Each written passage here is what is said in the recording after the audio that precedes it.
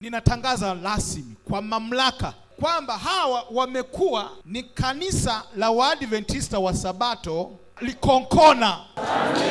Ni tamko lililosubiriwa kwa hamu sana kusikika kwa watu na washiriki wote wa Likokona pamoja na kanisa lililolea kundi hili, kanisa la Waadventista wa Sabato Ubungo Hill. Kazi hii ilianzishwa rasmi mwaka 2018-2019 na leo rasmi Aprili 4, 2026 kundi hili linapangwa rasmi kuwa kanisa kwa ajili ya kazi ya Mungu. Watu wengi katika tukio hili wakiwa wamejawa na furaha, lakini wakielezea hisia zao kutokana na mambo yalivyoenda katika utume huu. Wao walikuwa na mambo mbalimbali ya kuzungumza. Na hapa tunaye mzee wa kanisa, mzee kiongozi kutoka kanisa la Waadventista wa Sabato Ubungo Hill, ambaye alizungumza mchakato mzima ulivyoenda toka pale walivyokabidhiwa kundi hili hadi siku hii ya leo.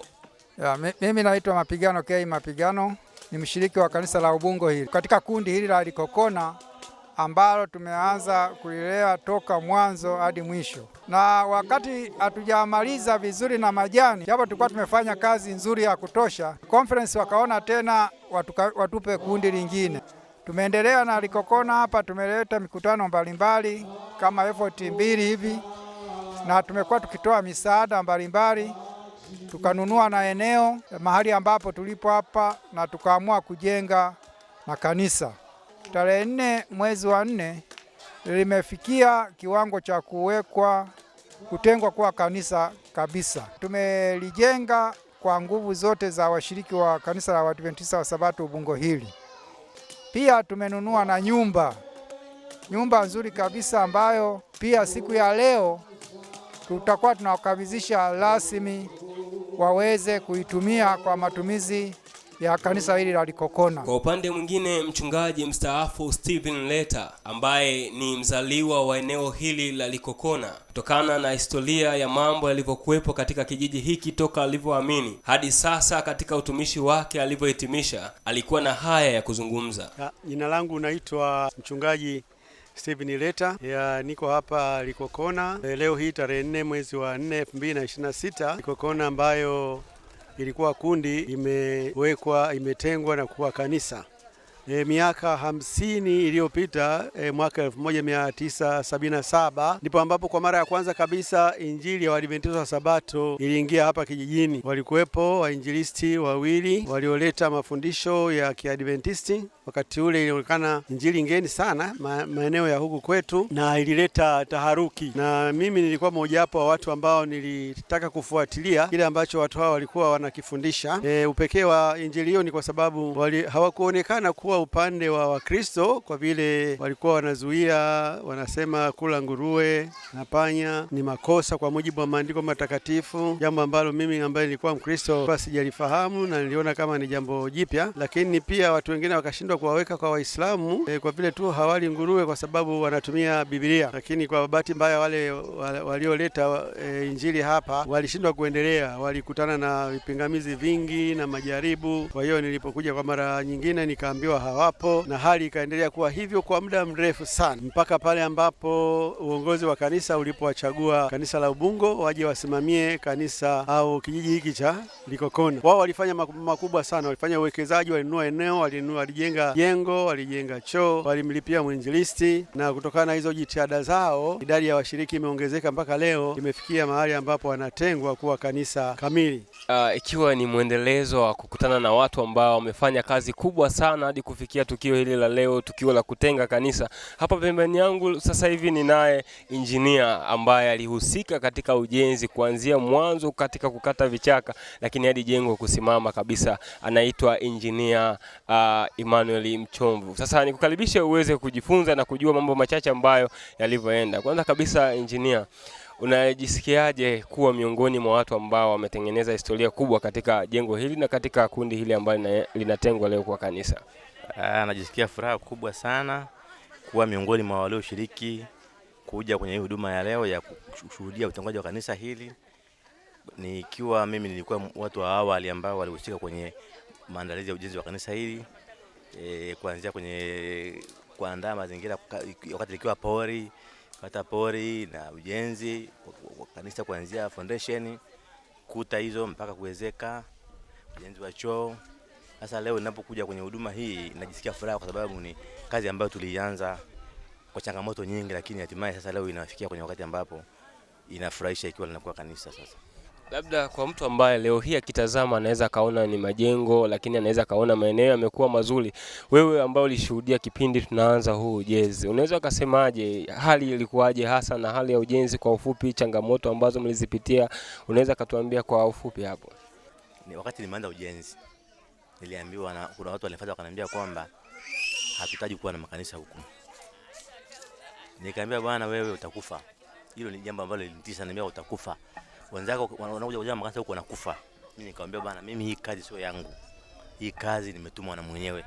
Na kwa sababu mwenyewe amenituma kazi, mimi sina hofu na hiyo kazi. Tulifanya kazi. Kazi ilikuwa ni ngumu.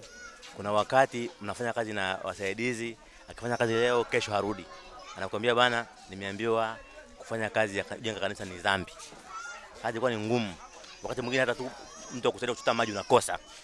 Lakini tulipambana hivyo na hatimaye kazi kafika. Lakini ilikuwa kwa mazingira magumu sana, lakini namshukuru Mungu kwamba tulienda kwa maombi na nini na tukamaliza kazi kama unavyoona sasa. Labda tunavyoenda kuhitimisha, kwa upande wako unaweza kusema nini kwa wale ambao wanaendelea na kazi ya Mungu, lakini pia ujenzi wa makanisa, kufungua vituo vipya vya utume? Kwako wewe unaweza kawaambia ujumbe gani kwa wale ambao wanaendelea na hii kazi kwa sasa? Kwa kweli nataka kuwatia moyo kwamba wasichoke kufanya kazi ya Mungu, kupambana, na kama sasa hivi jengo linafurahisha, ukiliangalia lilipofikia inatia moyo, hasa kwa huku kusini ambako bado injili haijaamka vizuri. Tunaendelea kuwatia moyo kwamba ndio kupambana na tunaendelea yaani kuwa na utayari wa kujitoa kwa ajili ya kazi ya Mungu. Basi ni Engineer Emmanuel Mchomvu ambaye ametuambia jinsi ambavyo walikuta kichaka kabisa, lakini zaidi ya yote hali ngumu. Unafika wafanyakazi unawakosa kwa sababu eneo hili wengi ni Waislamu, lakini zaidi ya yote unaweza kufika wakati mwingine unakutana na hizi changamoto zingine za matilio na vitu vingine, lakini kwa neema ya Mungu waliweza kuvishinda. Lakini pia miongoni mwa watu ambao walikuwa nafanya ibada katika jengo hili kabla hata ya washiriki wengine kupatikana, huyu naye alikuwa na ya kuzungumza kutokana na ni jambo la kumshukuru Mungu, maana kanisa hili Mungu ameweza kulitoa mbali. Sababu tangu lilivyojengwa, mwanzo lilijengwa 2021 hapakuwa na mtu wa kuabudu. Lakini mnamo mwaka 2022 ndipo tulianza kuabudu katika jengo hili au katika kanisa hili la Likokona. Wakati tunaabudu tulikuwa ni familia yangu ambayo ni ya Mzee Mageshi pamoja na mama bibie Ismaili. Tuliabudu vivyo hivyo, lakini kushukuru Mungu, wana Ubungo kadri ya uwezo ambao Mwenyezi Mungu aliweza kuwashukia na Roho Mtakatifu pia waliweza kufanya jambo. 2023 waliweza kuleta mahubiri na ndipo chanzo cha kundi halisi kuweza kusimikwa. Na hivyo kwa siku ya leo ni jambo jema na la kumshangilia Mungu, maana kanisa limesimikwa rasmi. Bwana apewe sifa. Lakini pia mchungaji wa mtaa wa kanisa hili jipya la Likokona, mchungaji Bernard Masatu, ambaye ndiye mchungaji wa mtaa huu, alikuwa na haya ya kuzungumza. Majina naitwa Bernard Masatu, ni mchungaji wa kanisa hili la Likokona na mtaa mzima wa Nanyumbu. Nimefurahi kwa tukio la leo ambalo kimsingi limebariki na kugusa hisia za wengi. Na miongoni mwa wengi waliofurahi ni mimi, kwa sababu ni matamanio yetu ya muda mrefu tuliokuwa tumeyatamani, na kuona yamefika hitimisho kama hivi, tunafurahi na kumtukuza Mungu. Nipende tu kuwashukuru wote waliohusika na tukio hili, wale ambao wamegusa mifuko yao, wakigusa muda wao na wakajitoa wao wenyewe kwa ajili ya hili. Kwa kweli tunamtukuza Mungu kwa ajili yao. Mungu awabariki. Mungu awaangazie nuru ya uso wake na Mungu asiwapungukie.